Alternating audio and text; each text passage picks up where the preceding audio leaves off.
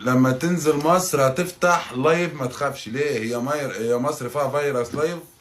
يا اسطى لو كنت عاوز افتح لايف كنت فتحت لايف من زمان، بس انا راجل برضه بقليل.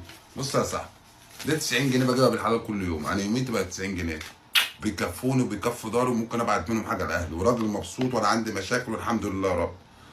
ليه؟ لان دي رزقي، وانا مقتنع ان رزقي هاخده. يعني 90 دي بقى جبيني بتقضيني. حد عارف الحاجات التانية هتعمل فيك ايه؟ بص يا اسطى، مفيش حد بياخد اكتر من رزقه.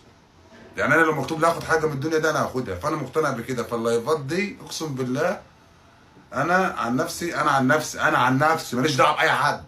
انا بستحرم فلوس، يعني اللي بيجي سهل بيروح سهل يا صاحبي، خدها قاعده، اي حاجه بتيجي سهل بتروح سهل. فانت اكسر ظهرك ولا حد يكسر عينك، عشان مفيش حد هيديك حاجه وهو مش عاوز منك حاجه. وبعدين لقيت اخر فتره شويه دعامين بيطلبوا من بنات صور، وبعد كده يرجعوا يهددوا البنات. يا عم، كسرة الدار احسن من كسرة العين يا حبيب اخوك. ورزقك هتاخده، صدقني اقسم بالله رزقك في الدنيا ده هتاخده.